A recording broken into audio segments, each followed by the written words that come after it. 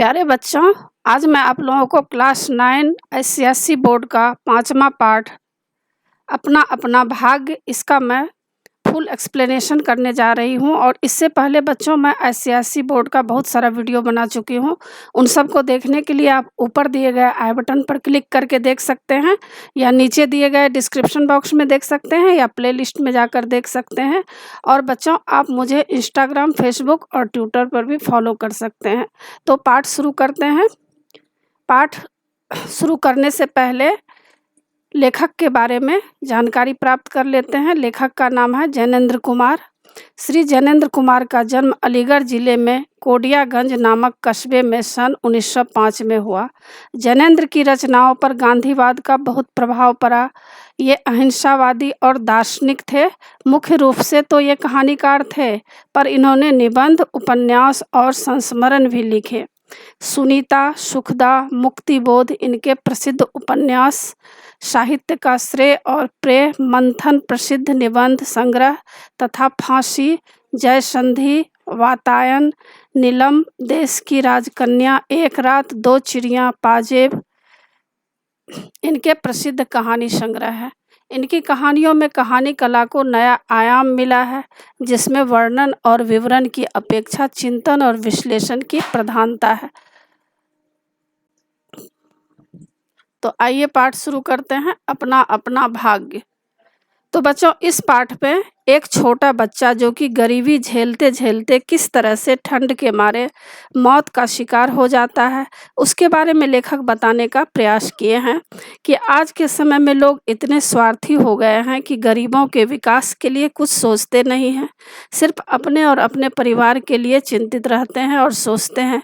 ऐसी दर्दनाक स्थिति में देश विकास कैसे कर सकता है। तो लेखक का कहना यही है कि सरकार और समाज का भी ध्यान गरीबों के प्रति देना चाहिए। इसी मकसद से यह कहानी लिखा गया है। तो आइए पाठ शुरू करते हैं, अपना अपना भाग्य। बहुत कुछ निरुद्देश्य घूम चुकने पर हम सड़क के किनारे बेंच पर बैठ गए।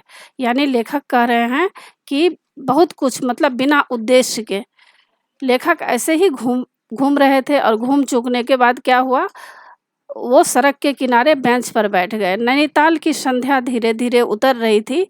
मतलब नैनीताल लेखक घूमने गए थे, संध्या का समय था, और संध्या का समय किस तरह से आकर्षित कर रहा था, लेखक इसके बारे में इस पैराग्राफ में दिए हैं कि रुई के रेशे से, भाप से बादल हमारे सिरों को छू छू कर बेरोक घूम रहे थे। मतलब उस समय का दृश्य बहुत ही सुंदर था। रुई का जो रेशा होता है उस तरह से भाप से बादल, मतलब ऐसा लग रहा था कि बादल भाप बना हुआ है और सिर को छू छू कर बेरोक घूम रहा है। हल्के प्रकाश और अंधियारी से रंग कभी नीले दिखते, कभी सफ़ेद, और फिर जरा अरुण मतलब लाल पड़ जाते थे, जैसे हमारे साथ खेलना चाह रहे हैं। तो लेखक बता रहे हैं कि उस समय प्रकृति उन्हें बहुत ही आकर्षित कर रही थी और बहुत ही सुंदर उस समय का वातावरण था। 5, 10, 15 मिनट हो गए, मित्र के उठने का कोई इरादा न मालूम हुआ। मैंने झुंझला कर कहा, चलिए भी। तो लेखक अपने दोस्त के साथ घूमने गए थे। 10-15 मिनट बीत गया था, और उनके जो मित्र थे उनको बहुत ही अच्छा उस समय लग रहा था। उनको यह दृश्य इतना अच्छा लग रहा था कि उनको उठने का मन ही नहीं कर रहा था। तो लेखक झुंझलाकर मतलब थोड़े से झुंझलाकर मतलब गुस्से में बोले कि चलिए भी। अरे ज़रा बैठो। हाथ पकड़कर ज़रा बैठने के लिए जब ज़ोर से बैठा लिया गया तो और चारा न रहा। अब मतलब लेखक बता रहे हैं कि उनके दोस्त जो हैं उनको बैठा लिए हैं। सनक से छुटकारा पाना आसान न था। मतलब सनक का मतलब हुआ पागलपन बोला जाता है। तो छुटकारा पाना आसान न था, और जरा बैठना भी जरा ना था। मतलब लेखक का कहना है उनके दोस्त तो कह दिए कि जरा सा बैठो, लेकिन जरा सा बैठना जरा नहीं था। मतलब वो काफ़ी देर वहाँ बैठना चाह रहे थे। लेखक समझ रहे थे कि जरा सा बैठने तो कह रहे हैं, लेकिन उनके मित्र को वहाँ से जाने का मन ही नहीं हो रहा था। चुपचाप बैठे, तंग हो रहा था, कुढ़ रहा था कि मित्र अचानक बोले, देखो वह क्या है। तो उसी समय लेखक जो है लेखक को उनके दोस्त कह रहे हैं कि देखो वह क्या है। मैंने देखा कि कोहरे की सफ़ेदी में कुछ ही हाथ दूर से एक काली सी मूर्ति हमारे तरफ आ रही थी। मैंने कहा होगा कोई, तो लेखक दिखा रहे हैं कि देखो कुछ आ रहा है। तो दूर से जब देखे लेखक तो देखे कि एक काली सी मूर्ति जैसे उनके आसपास आ रहे थे, क्योंकि सुबह का समय था, धुंधला पन था, मतलब ठंड का मौसम में क्या होता है, कुहासा लगा रहता है, चारों तरफ कोहरा छाया हुआ धुआं के जैसे रहता है, तो किसी का चेहरा दूर से पता नहीं चल रहा था। तो लेखक सोचे कि कोई होगा, तो बोले कोई होगा। 3 गज की दूरी से दिख पड़ा एक लड़का, सिर के बड़े-बड़े बाल खुजलाता चला आ रहा था, नंगे पैर, नंगे सिर, एक मैली सी कमीज लटकाए हैं। तो 3 गज की दूरी से लेखक देख रहे हैं कि एक लड़का, उसका जो बाल है बड़े-बड़े बाल हो गया है और खुजलाता हुआ वह आ रहा था। उसके पैर में चप्पल नहीं था, नंगे पैर था और नंगे सिर था। उसके माथे पे भी कोई कपड़ा या टोपी नहीं था, जबकि बहुत ही ठंड का उस समय मौसम था। एक मैली सी कमीज पहना हुआ था। पैर उसके न जाने कहाँ पड़ रहे थे और वह न जाने कहाँ जा रहा था, कहाँ जाना चाहता था, न दायाँ था, न बायाँ था। बाँस की चुंगी चुंगी की लालटेन के छोटे से प्रकाश वृत्त में देखा कोई 10-12 बरस का लड़का होगा। तो उस समय जो है चुंगी लगी थी, मतलब टैक्स वसूल करने के लिए कोई जगह होता है, तो वहाँ पर एक लालटेन टंगे हुए थे। उस समय क्या था, लाइट का व्यवस्था नहीं था, लालटेन से ही लोग काम चलाते थे। तो लालटेन की रोशनी में देखे कि कोई 10-12 साल का लड़का आ रहा था। गोरा रंग था पर मैल से काला पड़ गया है। आँख अच्छी बड़ी पर सूनी है। माथा जैसे अभी से झुर्रियाँ खा गया था। मतलब देख रहे हैं लेखक कि 10-12 साल का तो बच्चा है, लेकिन उम्र कुछ ज़्यादा ही दिख रहा है, क्योंकि गरीबी के कारण उसकी स्थिति ऐसी हो गई थी कि उसको न तो टाइम पर भोजन पानी मिलता था, जिसके वजह से ऐसा लग रहा था कि उसके चेहरे पर झुर्रियाँ आ गया हो। वह हमें न देखा, वह जैसे कुछ भी न देख रहा था, न नीचे की धरती, न ऊपर, चारों ओर फैला हुआ कोहरा, न सामने का तालाब और न एकाकी दुनिया। वह बस अपने निकट वर्तमान को देख रहा था। तो लेखक बता रहे हैं कि उसकी ऐसी स्थिति हो गई थी उस बच्चे की कि वह लेखक को भी नहीं देख रहा था। ऐसा लगता था कि वह अपना ही दुनिया में खोया हुआ है।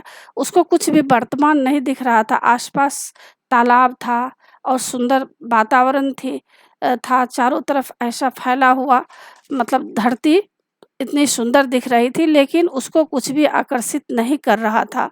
वह अपने ही दुनिया में खोया हुआ था। यानी गरीबी के कारण जो है, जब किसी भी व्यक्ति के साथ जब गरीबी की स्थिति आ जाती है तो उसका कैसा जो है स्वभाव हो जाता है। उसे आस-पास की दुनिया कुछ भी अच्छाई भी कुछ भी सुंदरता उसको नज़र नहीं आती है। तो इसके बारे में लेखक बता रहे हैं। मित्र ने आवाज़ दी, "ए!" उसने अपनी सूनी आँखें फाड़ दी। तो मित्र आवाज़ दे रहे हैं उस बच्चे को, "ए!" तो वह लड़का देखने लगा, दुनिया सो गई और तू ही क्यों घूम रहा है? तो दोस्त उनसे पूछ रहे हैं बच्चे से कि दुनिया तो सोई हुई है और तुम क्यों घूम रहा है? बालक मूक, मतलब कुछ बोल नहीं पा रहा था, फिर भी बोलता हुआ सा चेहरा लेकर खड़ा रहा। कहाँ सोएगा? तो लड़का बोलता है, यहीं कहीं। कल कहाँ सोया था? दुकान पर। आज वहाँ क्यों नहीं? नौकरी से हटा दिया। क्या नौकरी थी? सब काम 1 रुपए और जूठा खाना। तो बच्चा बोल रहा है कि मेरा नौकरी यही था कि सब काम मुझे करना पड़ता था, पर 1 रुपए ही मुझे मिलता था महीने का और जूठा खाना मुझे मिलता था। फिर नौकरी करेगा? हाँ। बाहर चलेगा? हाँ। आज क्या खाना खाया? कुछ नहीं। सब खाना मिलेगा? नहीं मिलेगा। यूँ ही सो जाएगा? हाँ। कहाँ? यहीं कहीं, इन्हीं कपड़ों में। बालक फिर आँखों से बोलकर मूक, मतलब कुछ बोल नहीं पा रहा था, खड़ा रहा। आँखें मानो बोलती थी, यह भी कैसा मूर्ख प्रश्न है। माँ-बाप हैं? हाँ। कहाँ? 15 कोस दूर गाँव में। तू भाग आया? हाँ। क्यों? तो बच्चा बोलता है कि मेरे कई भाई-बहन हैं, सो भाग आया। वहाँ काम नहीं, रोटी नहीं, बाप भूखा रहता था और माँ भूखी रहती थी, रोती थी, सो भाग आया। एक साथी और था, उसी गांव का था, मुझसे बड़ा। दोनों साथ यहाँ आए, वह अब नहीं है। तो यहाँ पर बच्चे जो हैं लेखक के मित्र को बता रहे हैं कि मैं घर से इसीलिए भाग आया क्योंकि मेरे कई भाई बहन थे, लेकिन वहाँ पर कुछ भी खाने का व्यवस्था नहीं था। पिता मेरे भूखे रहते थे, माँ मेरी भूखी रहती थी। सो मैं क्या किया, एक दोस्त के साथ यहाँ चला आया, लेकिन वह दोस्त भी अब नहीं है। तो पूछ रहे हैं लेखक के मित्र कि कहाँ गया, तो बोल रहे हैं कि मर गया। बस जरा सी उम्र में ही इसकी मौत से पहचान हो गई। मुझे अचरज हुआ, पूछा मर गया? हाँ साहब ने मारा। मर गया? अच्छा हमारे साथ चल। वह साथ चल दिया। लौटकर हम वकील दोस्त के होटल पहुँचे। वकील साहब होटल के कमरे से उतर कर आए। काश्मीरी दुशाला लपेटे थे, मतलब काश्मीरी शॉल लपेटे हुए थे। मोजे चढ़े, पैरों में चप्पलें थी। स्वर में हल्की झुंझुलाहट थी, कुछ लापरवाही थी। ओहो, फिर आप कहिए, आपको नौकर की ज़रूरत थी ना? देखिए यह लड़का है, कहाँ से लाए? इसे आप जानते हैं? जानता हूँ, यह बेईमान नहीं हो सकता। लेखक के मित्र कह रहे हैं कि मैं इसको जानता हूँ, मतलब यह लड़का बेईमान नहीं हो सकता है। अजी ये पहाड़ी बड़े शैतान होते हैं, बच्चे बच्चे में अवगुण छिपे रहते हैं। आप भी क्या अजीब हैं, उठा लाए कहीं से। लो जी यह नौकर लो, मानिए तो यह लड़का अच्छा निकलेगा। आप भी जी बस खूब हैं। एरे गेरे को नौकर बना लिया जाए और अगले दिन वह ना जाने क्या क्या लेकर चंपत हो जाए, मतलब गायब हो जाए। आप मानते ही नहीं, मैं क्या करूं? माने क्या खाक, आप भी जी अच्छा मजाक करते हैं। अच्छा अब हम सोने को जाते हैं। और वह 4 रुपये रोज के किराए वाले कमरे में सजी मसहरी, मतलब मच्छरदानी पर सोने झटपट चले गए। बालक कुछ ठहरा, मैं असमंजस में था, मतलब वो कुछ सोच नहीं पा रहे थे। तब वह प्रेत गति से एक ओर बढ़ा और कोहरे में मिल गया, मतलब कोहरा छाया हुआ था। वह किस तरह से कहाँ चला गया कुछ पता नहीं चला। हम भी होटल की ओर बढ़े, मतलब होटल में लेखक ठहरे हुए थे, तो दोनों मित्र और लेखक होटल की ओर चले गए। हवा तीखी थी, हमारे कोटों को पार कर बदन में तीर सी लगती थी। तो उस समय का दृश्य दिखा रहे हैं लेखक कि उस समय का स्थिति ऐसा था कि काफ़ी ठंड हवा चल रही थी और लेखक कोट भी पहने हुए थे, फिर भी उनके बदन में तीर के जैसी वह ठंडा जो है उनको लग रहा था। सिकुड़ते हुए मित्र ने कहा भयानक शीत है, उसके पास बहुत कम कपड़े हैं। तो लेखक के मित्र कह रहे हैं कि वह जो बच्चा था जो यहाँ से चला गया है, उसके पास बहुत ही कम कपड़ा था। यह संसार है यार, मैंने स्वार्थ की फिलॉसफी सुनाई। चलो पहले बिस्तर में गर्म हो लो, फिर किसी और की चिंता करना। तो लेखक के मित्र कह रहे हैं कि यह संसार कैसा है, स्वार्थी संसार है। तो चलो पहले बिस्तर में गर्म हो लो, फिर किसी की चिंता करना, ऐसा लेखक बता रहे हैं। उदास होकर मित्र ने कहा स्वार्थ जो कहो, लाचारी कहो, निठुराई कहो या बेहियाई कहो, मतलब बेशर्मी कहो। तो लेखक कह रहे हैं कि ऐसा समाज हो गया है, स्वार्थी हो गया है और ऐसी स्थिति लाचारी हो गई है गरीबों की कि कोई जो व्यक्ति हैं आज के समय में इतने स्वार्थी हो गए हैं कि किसी गरीब पर भी ध्यान नहीं देते हैं। दूसरे दिन नैनीताल स्वर्ग से किसी काले गुलाम पशु के दुलार का वह बालक निश्चित समय पर हमारे होटल डी पब में नहीं आया। तो दूसरे दिन जो है नैनीताल, मतलब नैनीताल के सुंदरता के बारे में लेखक बता रहे हैं कि स्वर्ग जैसा सुंदर नैनीताल, काले गुलाम पशु के दुलार का वह बालक निश्चित समय पर हमारे होटल डी पब में नहीं आया। हम अपनी नैनीताल सैर खुशी खुशी खत्म कर चलने को हुए। उस लड़के की आस लगाए बैठे रहने की ज़रूरत हमने ना समझी। अब लेखक नैनीताल खुशी खुशी अपना सैर करके वहाँ से चलने लगे। उस लड़के की आस लगाए बैठे रहने की ज़रूरत हम नहीं समझे। मोटर में सवार होते ही यह समाचार मिला, पिछली रात एक पहाड़ी बालक सड़क के किनारे पेड़ के नीचे ठिठुर कर मर गया। मरने के लिए उसे वही जगह, वही 10 बरस की उम्र और वही काले चित्रों की कमीज मिली। आदमियों की दुनिया ने बस यही उपहार उसके पास छोड़ा था। मतलब उस बच्चे की मौत हो गई और लेखक समाज के ऊपर प्रश्न चिन्ह डाल रहे हैं कि आज के समाज में ऐसा व्यक्ति हो गया है जिसके कारण आज इस गरीब बच्चे की मौत हो गई है।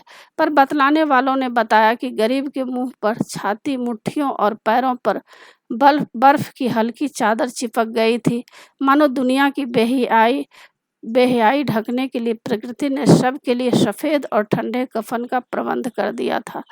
तो देखिए इसमें बता रहे हैं कि उस बच्चे की मौत हो गई और मौत होने के बाद ऐसा स्थिति हो गया कि वह जो बच्चा था उसके ऊपर सफ़ेद सी मतलब बर्फ की चादर जैसी लगी हुई थी और प्रकृति उनके लिए कफन का प्रबंध कर दिया। तो ऐसा बताया है। लेखक का नाम है जैनेंद्र कुमार। आशा है बच्चों आप लोगों को सारा पाठ अच्छी तरह समझ में आ गया होगा और एग्ज़ाम के लिए तैयार कर लीजिएगा। और बच्चों आप मेरे चैनल देवज नागरी को ज़रूर सब्सक्राइब कीजिएगा और सब्सक्राइब के बगल में बेल आइकन बटन है उससे क्लिक कीजिएगा, लाइक कीजिएगा और शेयर कीजिएगा, कमेंट्स ज़रूर कीजिएगा कि आपको यह पाठ कैसा लगा। नए पाठ के साथ फिर मैं मिलूँगी बच्चों। धन्यवाद।